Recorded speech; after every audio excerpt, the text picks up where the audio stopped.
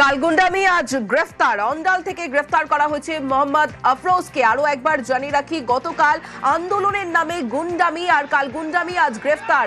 অন্ডাল থেকে গ্রেফতার করা হয়েছে মোহাম্মদ আফরোজকে। কে এই মোহাম্মদ আফরোজ জানাবে অমিত রয়েছে আমার সঙ্গে। গতকাল যে গুন্ডামি হয়েছিল এসএফআই জমায়েত সাংবাদিক নিউজে যে ঘটনা ঘটেছে এবং সেখান থেকে যে অশান্তি সৃষ্টি হয়েছিল, সেই ঘটনায় কাল গুন্ডামি হয়ে এবং আজকে কিছুক্ষণ আগে অন্ডাল থেকে মোহাম্মদ আফরোজকে গ্রেফতার করা হয়েছে এমনটা পুলিশ সূত্রে খবর। এবং সে কলকাতা থেকে অন্ডাল হয়ে সে পালিয়ে যাওয়ার পরিকল্পনা করছিল এমনটা পুলিশ সূত্রে দাবি করা হচ্ছে। এবং সুস্পষ্ট যে ছবি বা যে ভিডিও শেয়ার করা হয়েছে পুলিশের তরফে, সেখানে স্পষ্ট দেখা যাচ্ছে যে আমি এবং আমার ক্যামেরা পার্সন গতকাল যখন সঞ্জয় যখন আমরা রানী রাসমণি যখন কাজ করছিলাম, সেই সময় আমাদের ওপরে হামলা হয়েছিল বা আমাদেরকে মারধর করা হয়েছিল, আমাদেরকে উৎসাহ করে জলে বোতল ছেড়া হয়েছিল। এই আফরোজের নেতৃত্ব হয়েছিল, সেই ছবিও কিন্তু কলকাতা পুলিশের তরফে শেয়ার করা হয়েছে। এবং জানিয়ে রাখবো, আফরোজ কালকে রানী রাসমণি সেখানে ছিল এবং সেখানে তিনি গুন্ডামি করছিলেন এমনটাই অভিযোগ। এবং আজকে মুখ্যমন্ত্রী যখন বিবৃতি প্রকাশ করে গতকালের ঘটনা নিয়ে বা সাংবাদিক নিয়ে, তখন কিন্তু মোহাম্মদ আফরোজের কথা মুখ্যমন্ত্রী স্পষ্ট করেছিলেন। এবং আজকে কিছুক্ষণ আগে আফরোজকে অন্ডাল থেকে গ্রেফতার করা হয়েছে। অর্থাৎ গতকাল গুন্ডামি, আজ গ্রেফতার। মোহাম্মদ আফরোজকে গ্রেফতার করা হয়েছে অন্ডাল থেকে। কলকাতা থেকে পালিয়ে অন্ডাল হয়েছে পালানোর পরিকল্পনা করছিল এমনটা পুলিশ সূত্রে দাবি করা হচ্ছে। এবং ইতিমধ্যে তাকে গ্রেফতার করা হয়েছে এবং আফরোজকে গ্রেফতার করা হয়েছে রাজাবাগান এলাকায় তার বাড়ি। এবং প্রাথমিকভাবে যেটা জানা যাচ্ছে যে আফরোজের সঙ্গে পুলিশ সূত্র থেকে যেটা দাবি করা হচ্ছে, বন্দর এলাকার বেশ কিছু তৃণমূল কর্মী বা সমর্থকদের কিন্তু যোগাযোগ করেছে এমনটা কিন্তু পুলিশের তরফে জানা যাচ্ছে। স্বাভাবিকভাবেই গতকালের ঘটনার পর থেকে আফরোজকে আইডেন্টিফাই করা হয়, তাকে খোঁজা হচ্ছিল। আজকেও রাজাবাগান এলাকায় তার খোঁজে পুলিশ যায় এবং পুলিশ সূত্র থেকে যে দাবি করা হচ্ছে, রাজাবাগান এলাকা থেকে বছর খানেক আগে সে নাজিয়াল এলাকাতে শিফট করবে। অর্থাৎ রাজাবাগান এলাকায় তার বাড়ি ছিল এবং কিছু বছর খানেক আগে সে নাজিয়াল এলাকা শিফট করে গেছে এমনটা পুলিশ সূত্র মাধ্যমে জানানো হচ্ছে। এবং তার খোঁজে আজ সকাল থেকে অভিযান চালানো পুলিশের তরফে এবং অন্ডাল থেকে তাকে গ্রেফতার করা হয়েছে এমনটা পুলিশ সূত্রে খবর। অমিত, আমরা দেখলাম বিধানসভায় এই আফরোজ অর্থাৎ তৃণমূল ঘনিষ্ঠ আফরোজের নাম করেছিলেন মুখ্যমন্ত্রী শুভেন্দু অধিকারী, এবং কাল গুন্ডামি 24 ঘন্টার মধ্যেই এই তৃণমূল ঘনিষ্ঠ আফরোজকে গ্রেফতার করা হলো। একেবারে কালকে সন্ধ্যেবেলা যে রানী রাসমণিতে যে অশান্তি পাকানো হয়েছিল বা গুন্ডাগিরি তিনি করেছিলেন, সেই ঘটনায় আফরোজের বিরুদ্ধে তথ্য প্রমাণ জোগাড় করার কাজ শুরু করা হয়েছিল পুলিশের তরফে।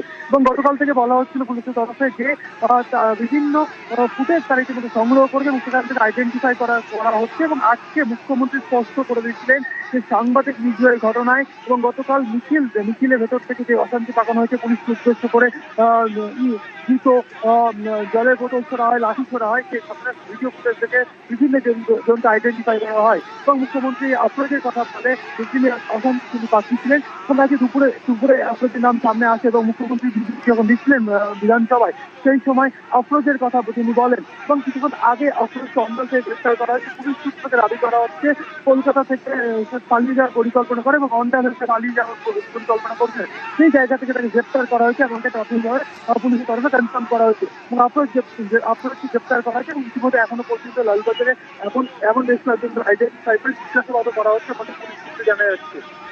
বেশ, সঙ্গে থাকো। বিধানসভায় আফরোজের নাম করেছিলেন মুখ্যমন্ত্রী শুভেন্দু অধিকারী, শোনাবো আপনাদের।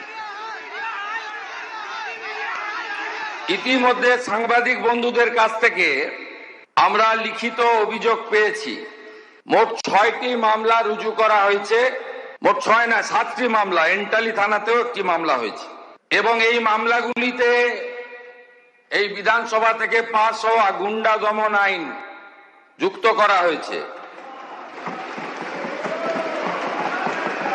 এবং প্রায় 70 জনকে চিহ্নিত করা হয়েছে, যাদের একজনও ছাত্র নয়, যারা একজনও সেলফ ডিক্লেয়ার ককরোচ পার্টির মেম্বার নয়, যারা একজনও নিট সংক্রান্ত আন্দোলনকারীদের অংশ নয়। 4 জন কুখ্যাত লোকের নাম আমি এখানে বলছি, যাদেরকে আমরা ছাড়বো না। আরো বাকিগুলোর নাম তো আমি এখানে বলে সময় নষ্ট করব না। Afroz of Rajabagan, Nahid of Khidirpur, Tanvir and Nizam of Iqbalpur, Rahul Jamal of Watgunge. এই 5টা গুন্ডার নাম আমি এখানে ঘোষণা করলাম।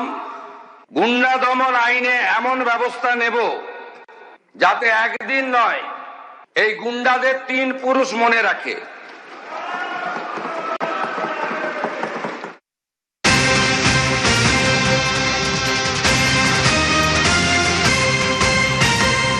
গতকাল ধর্মতলায় সাংবাদিকদের উপর হামলায় আটক করা হয়েছে 9 জনকে, যার মধ্যে আফরোজ অর্থাৎ তৃণমূল ঘনিষ্ঠ আফরোজকে গ্রেফতার করা হয়েছে। মোহাম্মদ আফরোজ কাল গুন্ডামি, আজ গ্রেফতার। আমার সঙ্গে অমিত রয়েছে, অমিতের সঙ্গে কথা বলবো। অমিত, মুখ্যমন্ত্রী শুভেন্দু অধিকারী তিনি জানালেন 7টি মামলা এবং 5 জনের নাম প্রকাশ্যে করলেন, তার মধ্যে একজনকে ইতিমধ্যেই গ্রেফতার করা হলো। এবং গতকাল আমরা প্রশ্ন তুলেছিলাম যে আন্দোলনের নামে সাংবাদিকদের যারা নিগ্রহ করলো তারা কারা। এবার প্রকাশ্যে আসলো যে তারা কারা ছিল।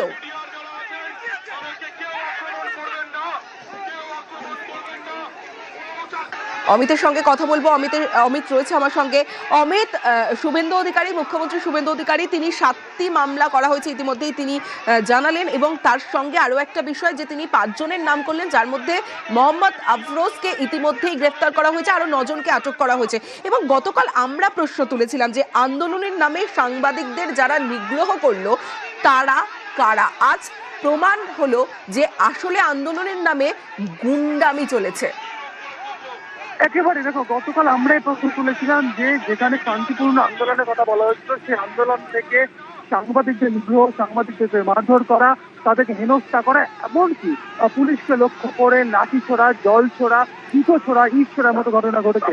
আমরা প্রশ্ন তুলেছিলাম এরা কারা, এরা কি আদৌ এরা কি এই মিছিলেরই অংশ ছিল? এরা কারা? হঠাৎ করে মিছিলে কোথা থেকে এলো?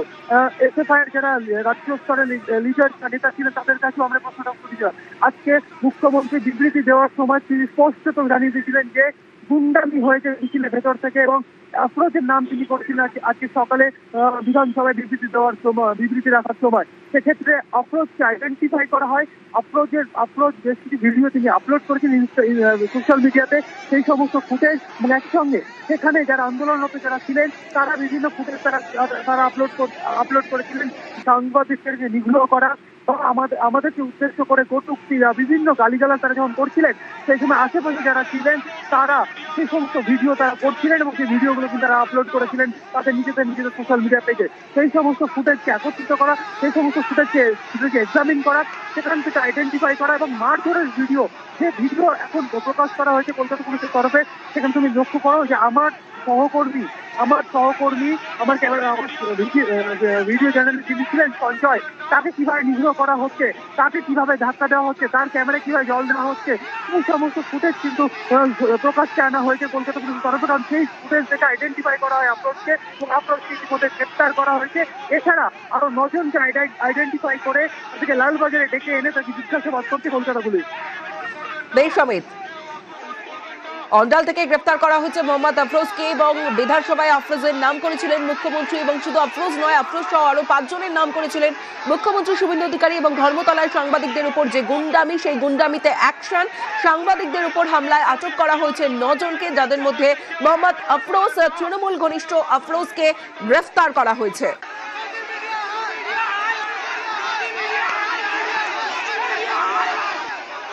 ইতিমধ্যে সাংবাদিক বন্ধুদের কাছ থেকে আমরা লিখিত অভিযোগ পেয়েছি।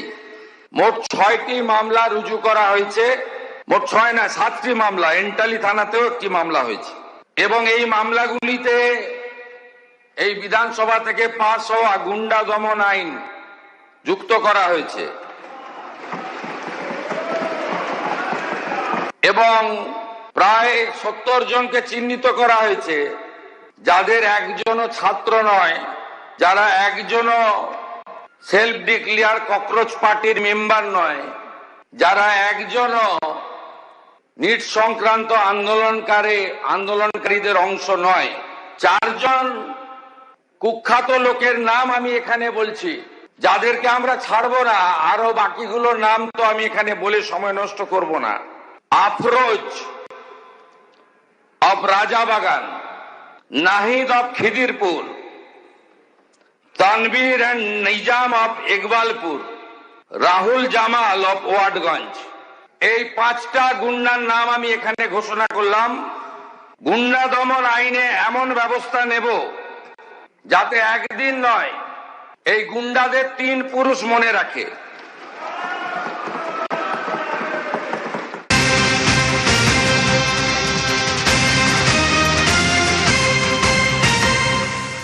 কাল গুন্ডামি আজ গ্রেফতার, অন্ডাল থেকে গ্রেফতার করা হলো মোহাম্মদ আফরোজ পুলিশের জালে তৃণমূল ঘনিষ্ঠ আফরোজ। আমার সঙ্গে অমিত সরকার রয়েছে, অমিতের সঙ্গে কথা বলবো।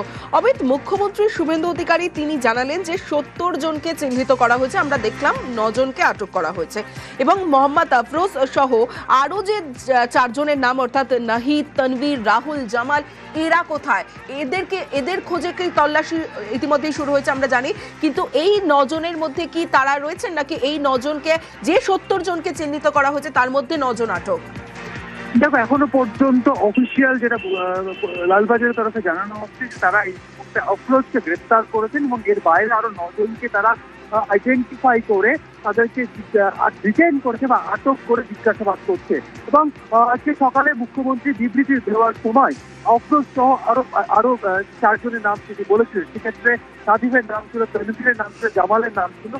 তারাও এই 9 জনের মধ্যে রয়েছে কিনা এই বিষয়টি কিন্তু এখনো পর্যন্ত লালবাজারের তরফে অফিসিয়ালি স্পষ্ট করা হয়নি, কারণ যেহেতু এই মুহূর্তে ইনভেস্টিগেশন চলছে এবং আইডেন্টিফাই করে জিজ্ঞাসাবাদের পর্ব যেহেতু ইতিমধ্যে শুরু হয়ে গিয়েছে, সেক্ষেত্রে 9 জনকে এখন পর্যন্ত আইডেন্টিফাই করে তাদেরকে জিজ্ঞাসাবাদ করা হচ্ছে, আফরোজকে গ্রেফতার করা হচ্ছে এবং 70 জন আইডেন্টিফাইয়ের কথা মুখ্যমন্ত্রী নিজে জানিয়েছিলেন এবং 7খানা মামলা হয়েছে এমনটা কিন্তু জানানো হয়েছিল।